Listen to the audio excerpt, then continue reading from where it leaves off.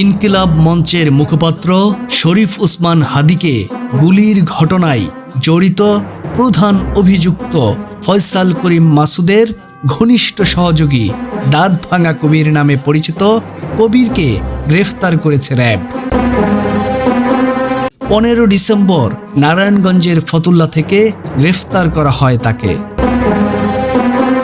RAB জানায়, কবির বর্তমানে আদাবর থানার নবোদয় হাউজিং সোসাইটির বাসিন্দা।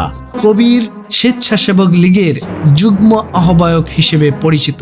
তার বিরুদ্ধে রয়েছে অবৈধ অস্ত্র রাখা সহ নানা অপরাধের অভিযোগ। মাদক ব্যবসা, ডাকাতি, চাঁদাবাজি সহ নানা অভিযোগের কারণে কবির দীর্ঘদিন পুলিশের নজরদারিতে ছিল।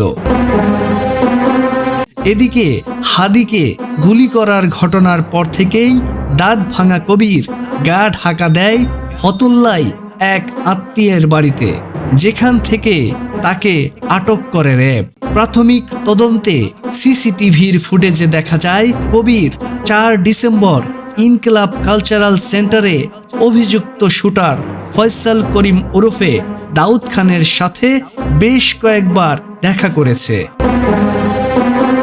হাদিকে গুলির ঘটনার পর থেকে ফয়সাল, আলমগীর ও কবির সহ সবাই গা ঢাকা দেয়। র্যাব আরও জানায়, হাদিকে যে অস্ত্র দিয়ে গুলি করা হয়েছিল তার ব্যবহৃত ম্যাগাজিন পাওয়া গেছে ফয়সালের বোনের বাসার পাশ থেকে।